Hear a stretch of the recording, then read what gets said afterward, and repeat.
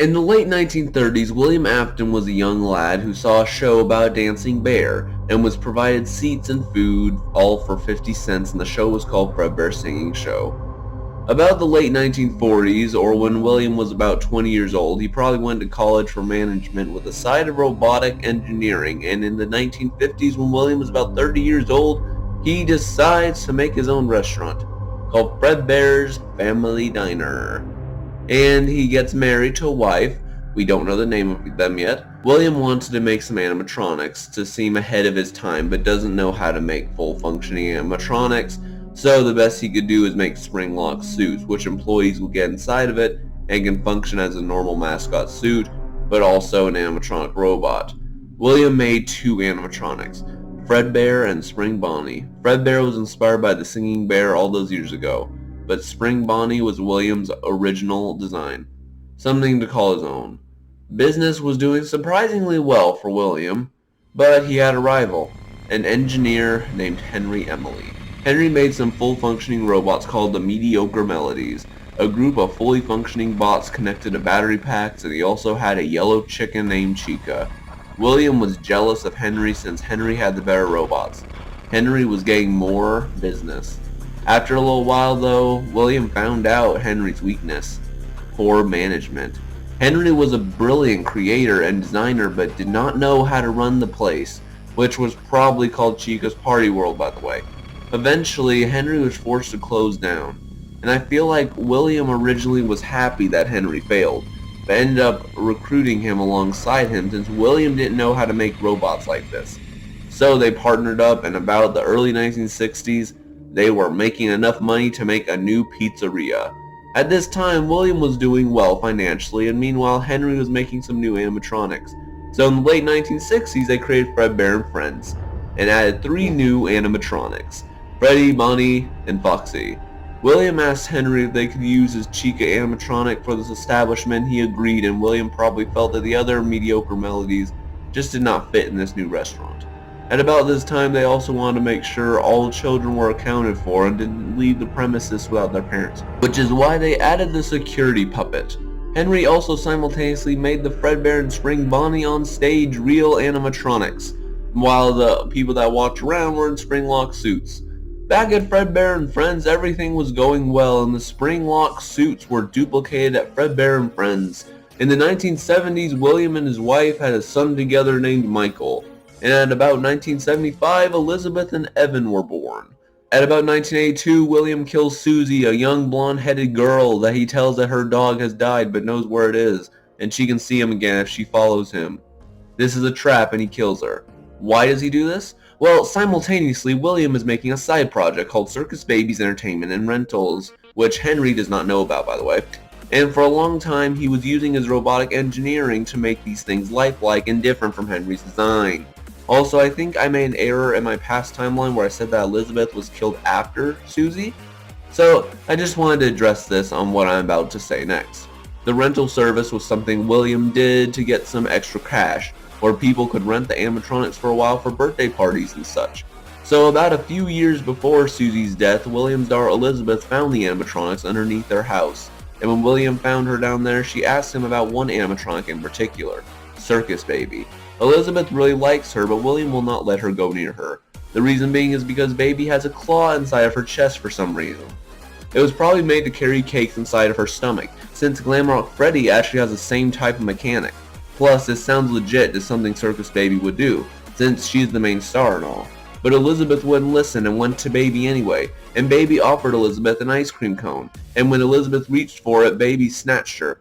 I don't think this was intentional. Since we see Baby in the Sister Location minigame, Baby is delivering a lot of cupcakes to children, so she probably just emptied out her department and dropped some ice cream. And Elizabeth went to get it, thinking that Baby was offering it to her, and then once Baby realized that some of her ice cream fell out, she immediately activated her claw to retrieve the ice cream, but instead grabbed Elizabeth, who was killed through suffocation and getting mangled.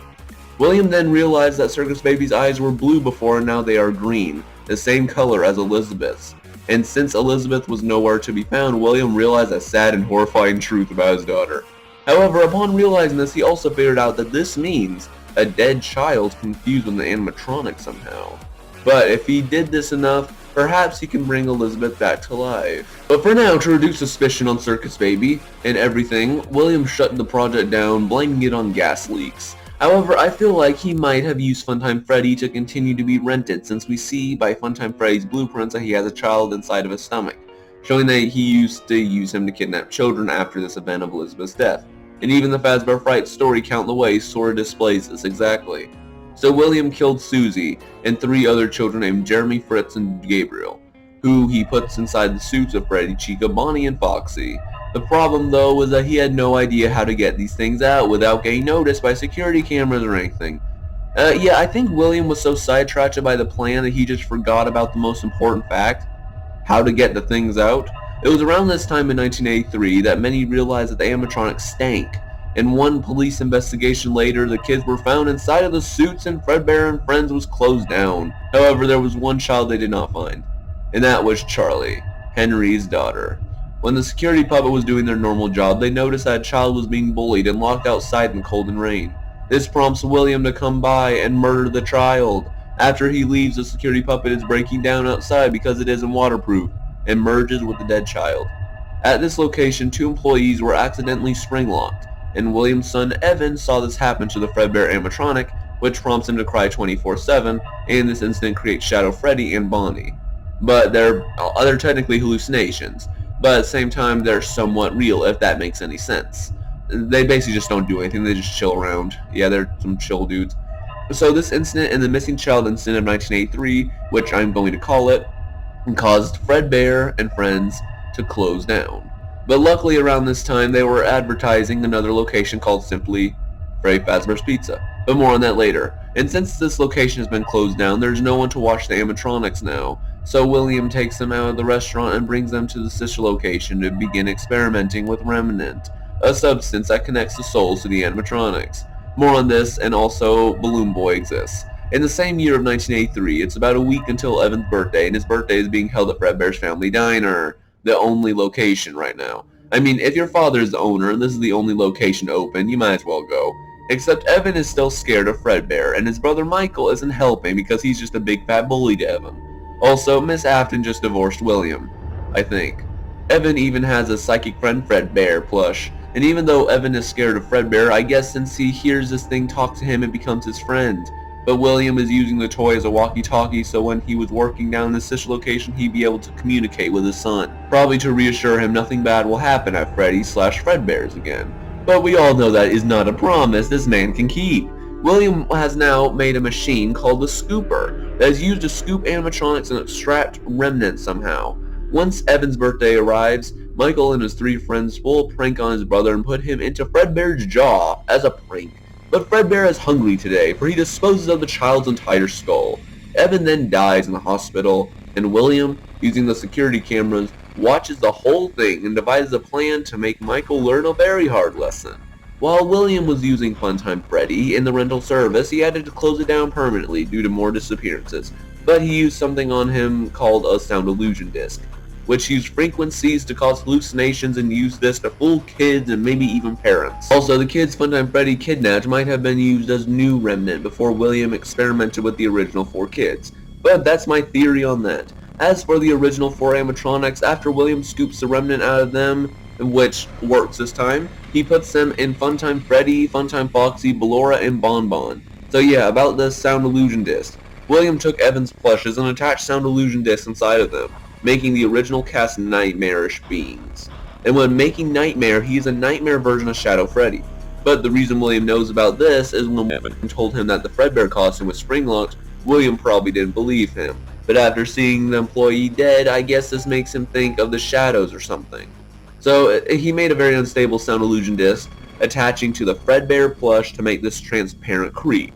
Now, that's the only thing I can think of. And also, in my full timeline I'm going to release hopefully soon, I will go into extensive detail as to why this is. But to keep this short, that's your answer.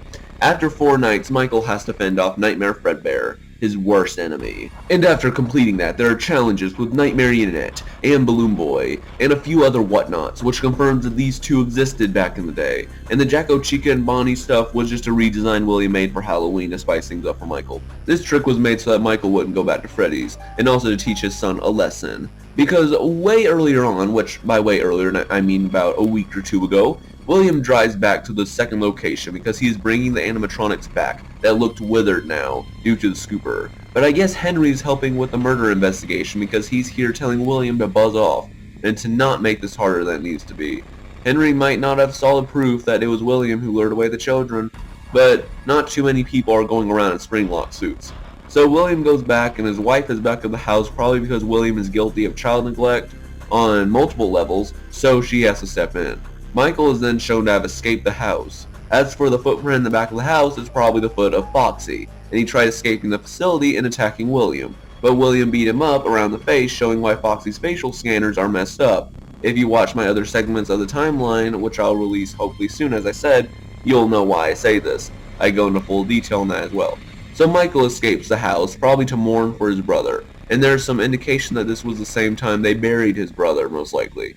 So William set the sound illusion disc up when Michael returns, and keeps terrifying him until he does not want to go to Freddy's again. We'll get back to Evan the Crying Child in a while.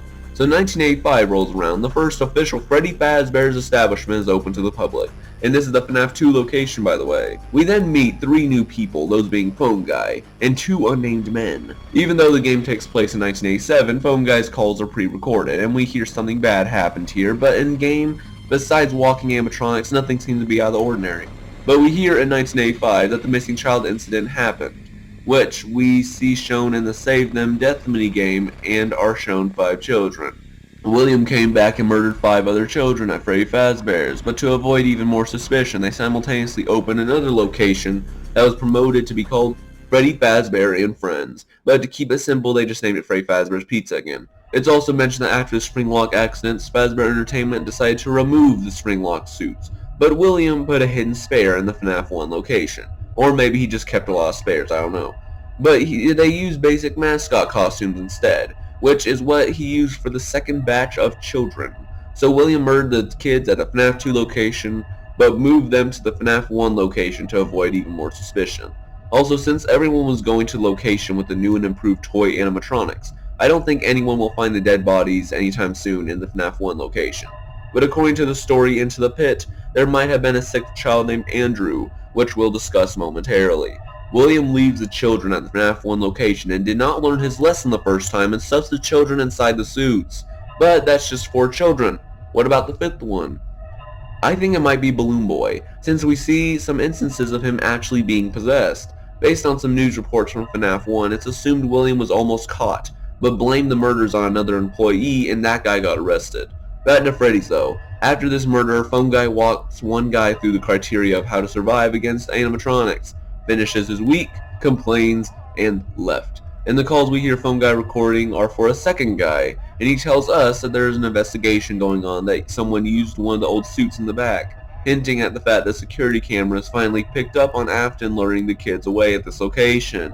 After Phone Guy tells the second guy this, we're told that even though an investigation is going on, there's a day shift party to attend. It's implied that one of the animatronics killed him in the daytime, not making a bite of A5, they just simply killed him. I'm not opening that whole can of worms. It's also implied when we see Fritz Smith's pink slip later in the game saying he is employee number 3, despite there being 4 employees. And to not let Fazbear Entertainment get a bad name, they removed that man from the database.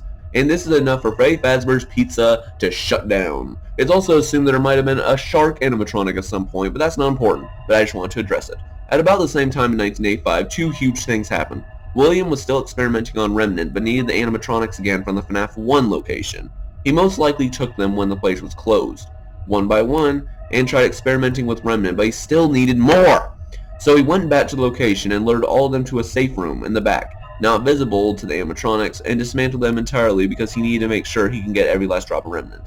Also, that FNAF 1 location might have been closed down when police noticed that they were stinking, but I did not address that mainly because, look, I'm losing my mind in this timeline, so just deal with it. So he was storing up the Remnant, or pieces, to take home, but one thing stood in his way. The 5 children he murdered that same year. The original 4, and the 5th might just be Balloon Boy watching in the distance laughing at William. The 5 souls scare William to the point where he remembers he put his suit in the back, so he got inside at the suit and laughed at the souls, but he forgot one fatal thing. If you move quickly or get these things wet, they'll collapse, and William dies in a fate worse than death. But at the same time, he isn't entirely dead yet. Meanwhile, Michael's all grown up and realizes his father hasn't been home in an awful while, so he decides to look around the house and manages to somehow find the sister location. Sometime before this, a woman climbed through the sister location vents to escape a doll and died in the vents, by the way. Throughout the night, he finds out a lot of secrets about his father. But on the 5th night, all the Funtime animatronics merge to create Ennard, and that officially makes the 4 children's souls in Elizabeth inside of one vessel, to which Michael is led to the scooping room, and Ennard goes inside of him, replacing his organs after he is scooped. Over time, Michael becomes a corpse, and everyone then starts to be afraid of this walking, overgrown grape. Ennard vomits himself out of Michael, and Baby tells him not to die, which he decides, okay, I won't die. And 2 years later, in 1987, Freddy Fazbear's Pizza opens up again. And this is the 2nd location, by the way, the one with the toy animatronics. Phone guy, other words known as Jeremy Fitzgerald, decides to take the job as night guard and listens to his old training tapes, mainly because no one else wanted to work there. After the 6th night, presumably in the daytime on November 14, 1987, Jeremy is bit in the frontal lobe by one of the toy animatronics, most likely being Mangle, and this was the bite of 87. After this place once again closes down, Fazbear Entertainment has to work with a smaller budget, considering all the lawsuits and extra expenses they had to pay off, showing why the FNAF 1 location is not as bright or new. One last thing before we forget about this place though, is that Michael comes by the pizzeria and plans to experiment with the animatronics, figure out what's going on here, and has to survive one more night here. And upon doing this, he is fired for tampering with the animatronics and releasing some foul odor. Also, this is right before the pizzeria closes, but for some reason I put this right after this place closes down. I don't know why I wrote the script like this, but I did, so sorry about that. Also, since he's technically reported dead, he goes by the false name Fritz Smith. Michael also sees instances of Golden Freddy, who was possessed by Evan. Back when he was killed, he was angry at Michael for killing him, so he possessed Fredbear, but without an endoskeleton, he couldn't really do anything. So whenever he finds Michael, he torments him through hallucinations.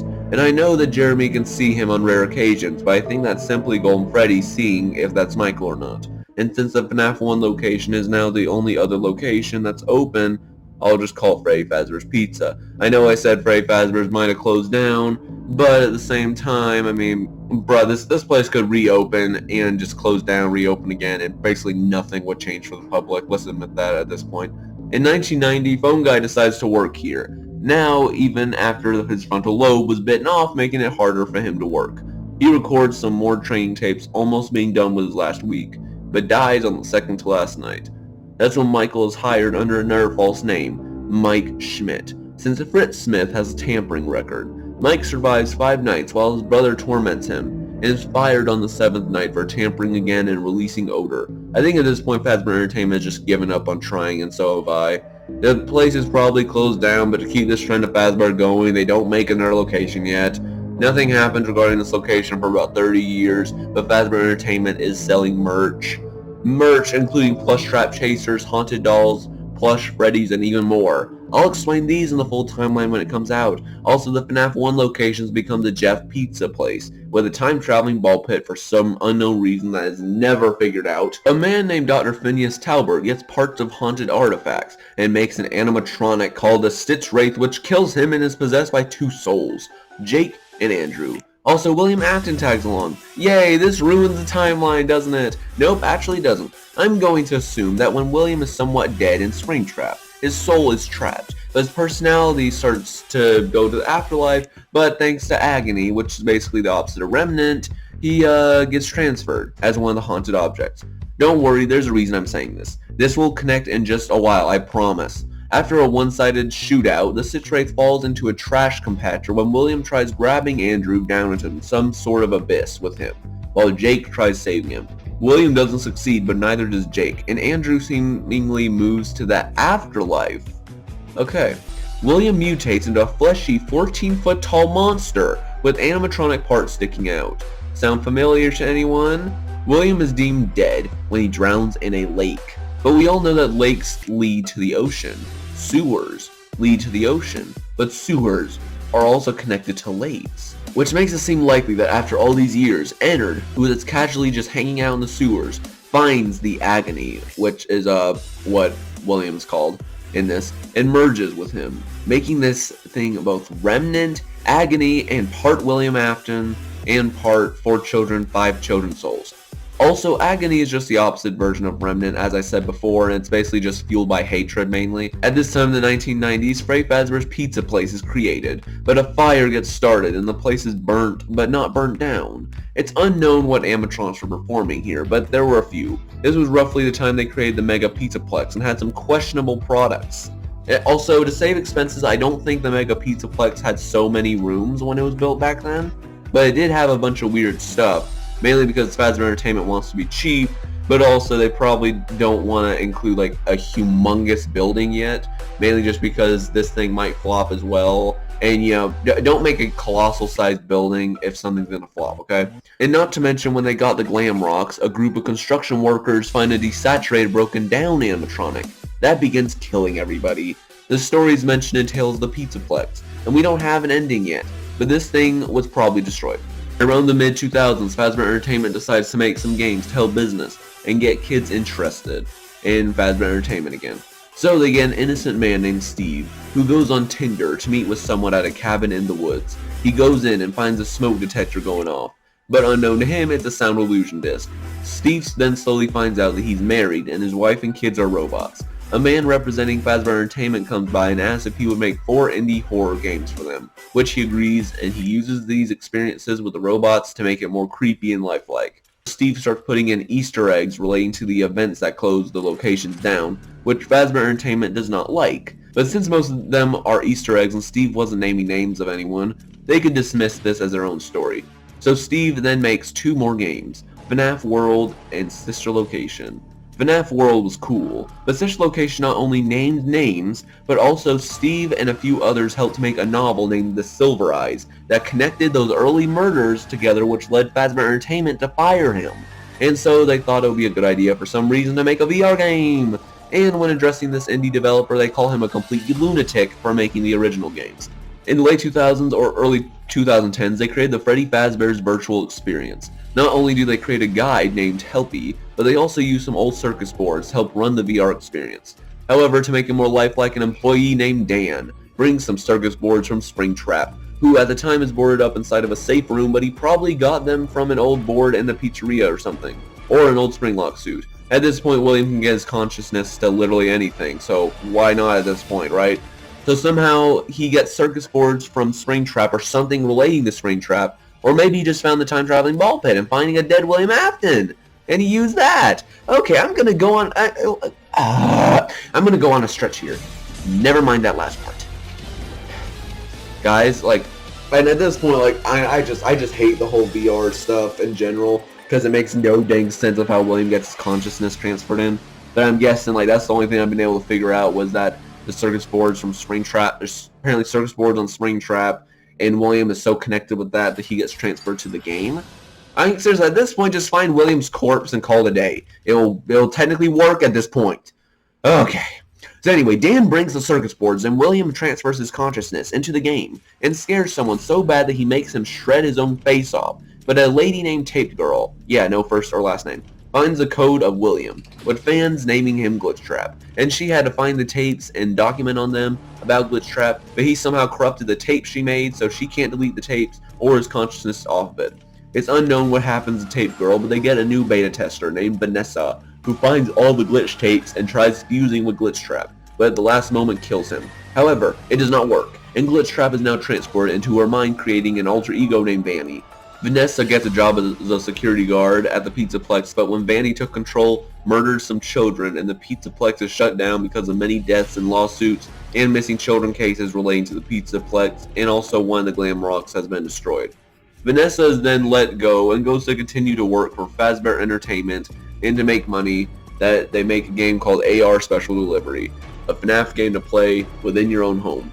Once 2020 hits, the year of the masks, Fazbear Frights is being built with Fazbear Entertainment's budget. They fire a security guard named Hudson, who loses his dang mind, but they get the well-known security guard Fritz Smith to work here, aka Michael Afton. Also, by the way, regarding this scene, as I said with VR Help Wanted, Glitchtrap is in Banny's mind. Now, you might be wondering, how, if that's a soul, how could he be possessing Vanessa and, getting built while he is Springtrap? Well, I had a conflict here, but I think I realized how this can work. You see, he infects her mind, right? So he helps make Banny. And so what I am thinking happened is that, well, crap, guys. I think I messed up my timeline. Okay, so basically, let's just boom. Let's just say this. Okay, so the bad pizzeria, so the pizza plex is open, okay? The pizza plex is open, you got that? And then Help Wanted comes around. Well, no, Help Wanted can't come around. So let's just say the whole thing with Springtrap comes along, okay? Oh, crap. Okay, so regarding what I just said, that in 2020 FNAF 3 happens right after VR and Help Wanted and all that.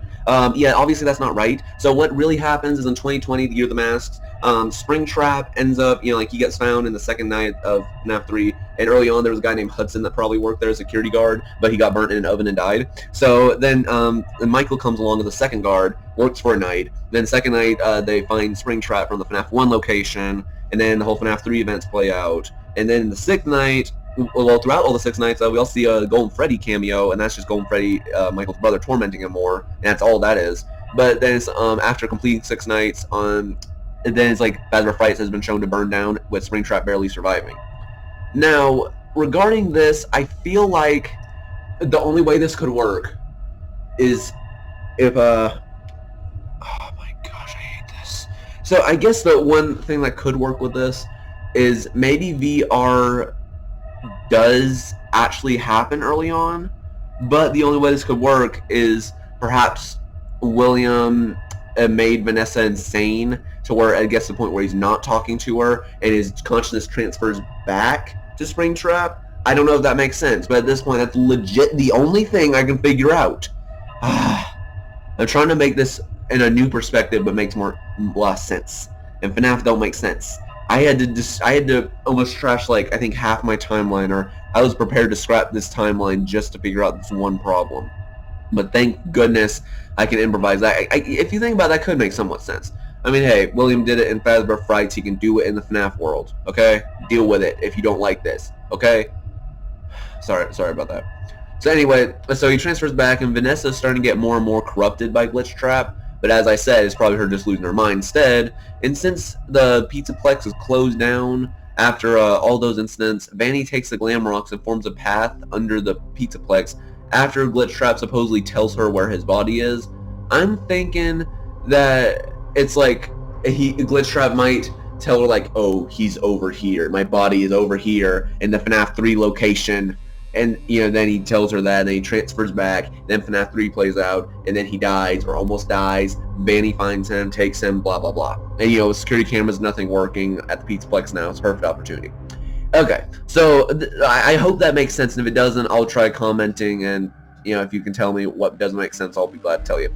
Alright, so that way William's body is then hidden inside the Pizzaplex, and she figures out that underneath the Pizzaplex is also where the blob is also located.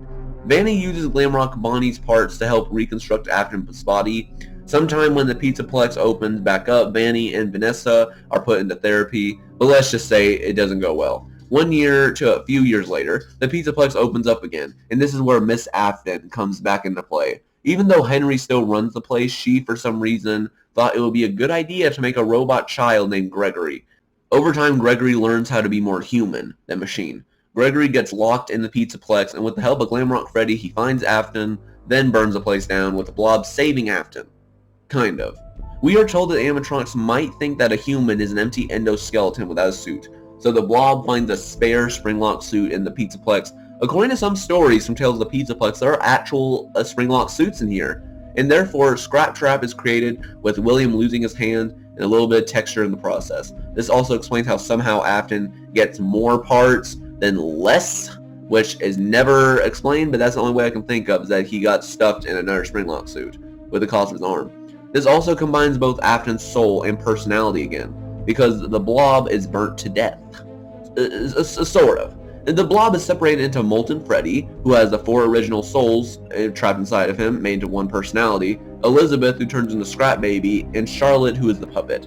When the place is being burnt down, the Ruin DLC happens. Even though we don't know what happens yet, Since Ruin comes out in July, we do know Gregory didn't escape and his friend Cassie has to save him. I am actually thinking that Ruin is going to be a prequel to a Security Breach. I'm thinking this is probably like before the whole event Security Breach and when the animatronics were in development, probably. Either that or maybe it does take place afterwards. But I hope they don't mess this up. And I swear, if they make Cassie a reference to Cassidy, I'm literally just gonna rage FNAF for like a whole solid week. They better not do that crap. It will most likely end with the deconstruction of the Pizzaplex and saving Gregory. Meanwhile, when the Pizzaplex is destroyed, the puppet gets a new body somehow, not made of scrap, and Henry makes the Rockstar animatronics, probably a little before this event, for one last occasion, but he uses one of them, who he names Lefty, to capture Charlie, which it actually succeeds. And I guess, meanwhile, the other animatronics made of scrap make their way to this last pizzeria, or are transported there by Henry. Also, Fazbear Entertainment has disbanded and has gone bankrupt, giving Henry any money they have left. But since Henry is not a good financial person, he gives the money to Michael, who works there, making the Pizzaplex safe to the public. Oh, I wonder how this is going to go. Also, this is the same place Fredbear and Friends was located at, just wanted to say that. It started here, it will end here. After 6th night, Michael salvages Baby, Molten Freddy, Afton, and Lefty, and ends it all with Henry burning the place down. Even though it looks like William is escaping, I think this is supposed to show William dying first. But even though it looks like William is surrounded by wood and not metal bars, that's used just to confuse players. Except there is one spirit who has been forgotten, and that is Golden Freddy. While William is rotting in HE double noodles, Evan traps Michael in an eternal nightmare of animatronics. But after beating 49-20 in 50-20 mode, Evan realizes that after all of these years, his death was just an accident by Michael. And since William is dead, and by the way, Vanessa's free, there's one last thing to do. Charlie, the original 4, Andrew, and victims from the story Into the Pit, more on that in the full timeline, comes to celebrate Evan's happiest day. The day that was taken from him, that faithful day. He can now have his cake, eat it too, and be free. Without any anger, everyone is finally put to rest. And that is my final FNAF timeline. I hope you guys enjoyed. I know a lot of you are going to find this very controversial. I know for a fact I most likely messed something up. But look, here's my perspective. I don't actually plan to be right. I know so many people have caused FNAF. I know MatPat for a fact has not solved FNAF because half his theories suck. But one other thing is just the way I look at making theories is I don't plan to be right. I just want to give someone a new perspective. Something that's not biased. I want to do something to where I present the same amount of evidence and the same research, but then give a whole new story and perspective on the situation. Something that none of you would expect. And so that is my full FNAF timeline. By the time I post this part, it might be, this might just be the abridged timeline. So I'm going to post this first to keep you guys waiting. But, yeah, this is probably worth like 5 to 7 hours in total. And I am complex to live. And this is one of the biggest projects I've ever done. And I'll see you guys on the other side. Bye-bye. Also, feel free to leave any comments you have, like any questions or any facts that I messed up. And like, seriously, I don't mind bad criticism. Just don't comment just being like, bro, this theory sucked. Just don't do that. Just give me a solid reason why it sucked, or give me something of like what you didn't like, and I can try to reason with you. But who knows? Maybe there's something that I just completely forgot about or overlooked. And I'll see you guys on the other side. Bye bye.